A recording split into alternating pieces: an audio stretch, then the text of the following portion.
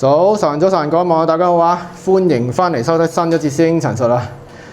今次咧好特別咯，又走嚟煩啦伍發振師傅咧去同大家我真係咧好懶，我真係好攰啊，好熱啊，個人真係頂唔順啊！即係成個月冇拍片啊！呢排個天氣都真係有啲犀利，好辛苦啊！所以今日特登嚟到伍師傅嗰度咧，希望佢幫我咧頂幾集啊！頂幾集？感謝陳述訪問。喂，我哋咧之前咧，因為你喺另外一台咧提及過一啲酒店嘅嘢，我好想即係有啲細節上咧想問下咁樣。有啲人咧講話咧入酒店咧係有啲師傅就話唔好拍門，係有啲師傅咧就話要拍門。其實喺神功嘅概念裏邊，呢個係啱唔啱？即係邊樣做法先係啱嘅？哇！呢個係好有學問，呢件事情好有學問。我冇話講啱唔啱啦，我先講我自己做法先。我就唔會話一定啱一定錯，因為我理解兩派師傅佢講法都有佢哋嘅道理嘅，有佢哋嘅諗法同道理都係啱嘅。我自己就會偏向我會敲門，不過我敲門嗰陣係會揼腳。哦，敲門揼腳。係啦，即係我會律條心就敲落個門度。哦，係啦，咁呢個可能會再激進啲，咁其他網友唔好學，因為呢個係因應我個人嘅功夫情況同埋我背後鬼神嘅架構，所以我會咁做。哦，係啦，同埋我律乜嘢心就我呢度冇講明嘅，冇講明邊一派嘅。係啦，嗱，大家係啊，冇講明邊一派嘅心就嚇。哦，係啦，咁其實就我自己都會俾個解答啦，就係應唔應該敲門咧？就係可能人哋覺得敲門就係其一話俾入面一啲朋友仔聽，有人嚟住啦。咁而可能你閂埋門嗰陣，佢冇人嗰陣，佢可能喺入面開緊 party 係啦。但係你就叫做驚覺佢，即係話俾佢知，發出啲聲音敲門，話俾佢知有人嚟住。咁可能佢哋就會將佢哋嘅能量啊、氣息啊，甚至乎身影啊，會收斂一下。咁呢個係務求大家喺呢個友善嘅情況下會咁做啦。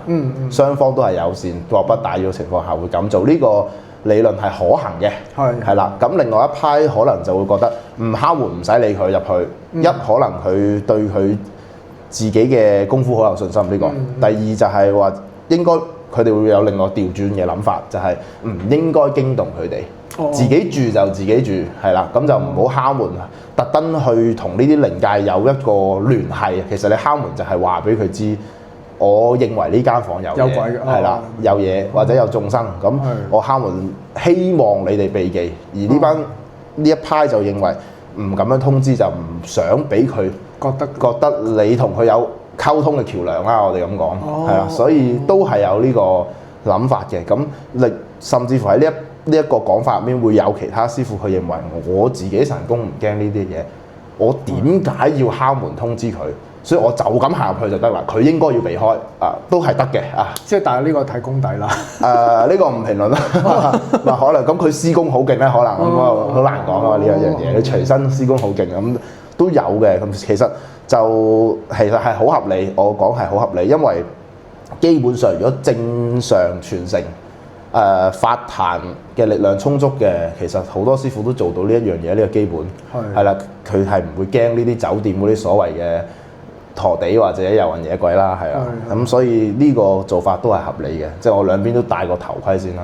但係我想喺頭盔當中解釋佢哋嘅諗法或者網友嘅迷思，希望可以解答到咯。咁如果一般善信咁計，即係你冇學法，咁我去旅行，咁佢亦都冇。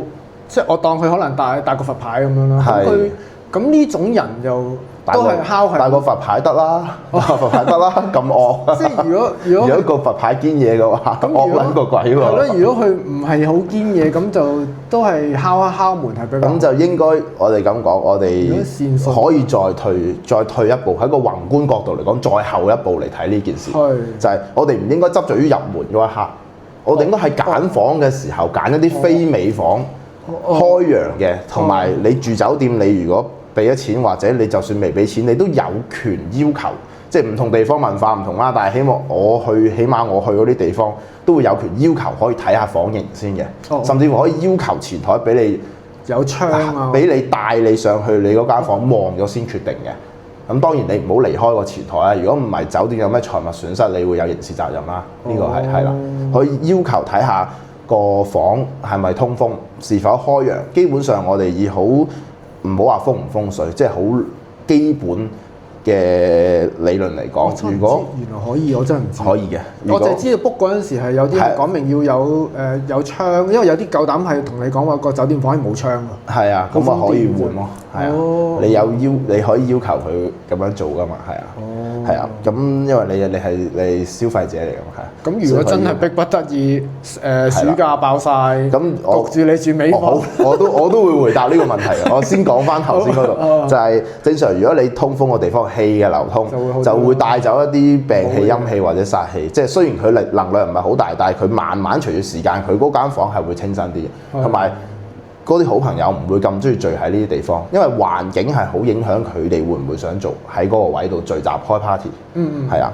我唔講法律層面上，我講一個環境，即係等於人都想會住一間屋開揚舒服，唔會住喺陰森嘅地方，而佢哋相對都係反面咁樣去有呢一個生活模式啦，我哋叫，所以可以揀呢啲好啲嘅房，咁就唔使咁擔心係啦。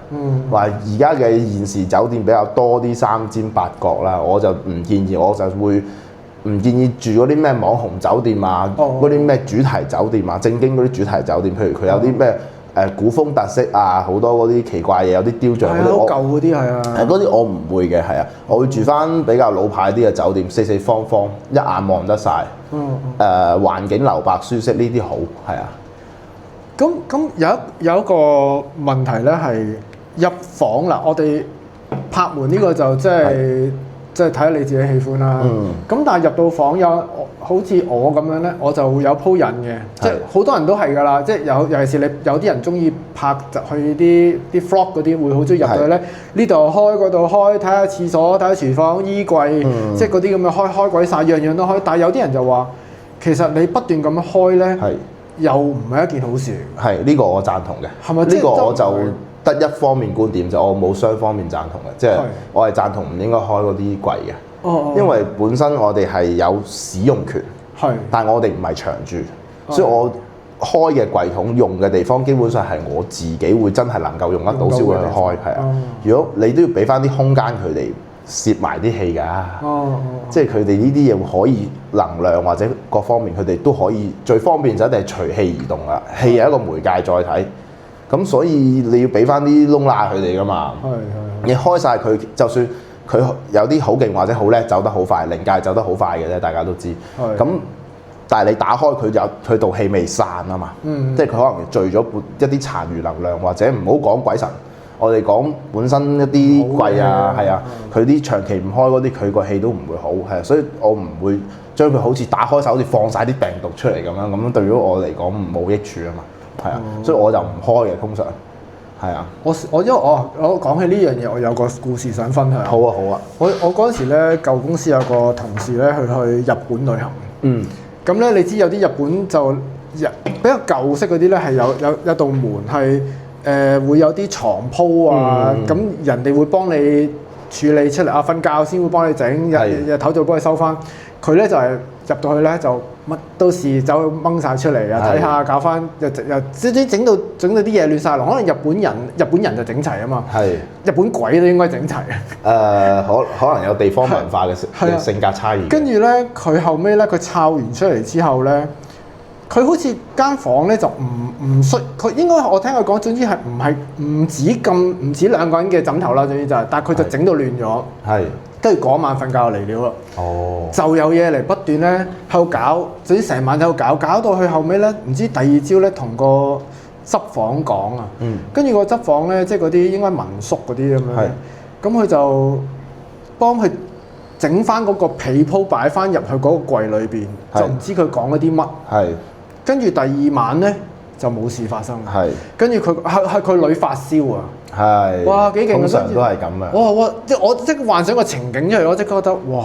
外邪入侵啊，發燒咯，係啊！即刻個感覺係但係我所以因為好多人中意左氣又氣晒出嚟。即係我咁樣分析啦，可能個旅店或者民宿嗰個人，佢本身已經知佢嘅存在，知道佢脾性，知道佢脾氣，所以安撫下佢啫，叫整翻齊安撫下佢，咁啊冇事咯，係啊。因為人同鬼係有辦法溝通嘅，係啊。我哋可能聽唔到佢嘅回應，但係我哋講嘅嘢佢哋會知，係啊。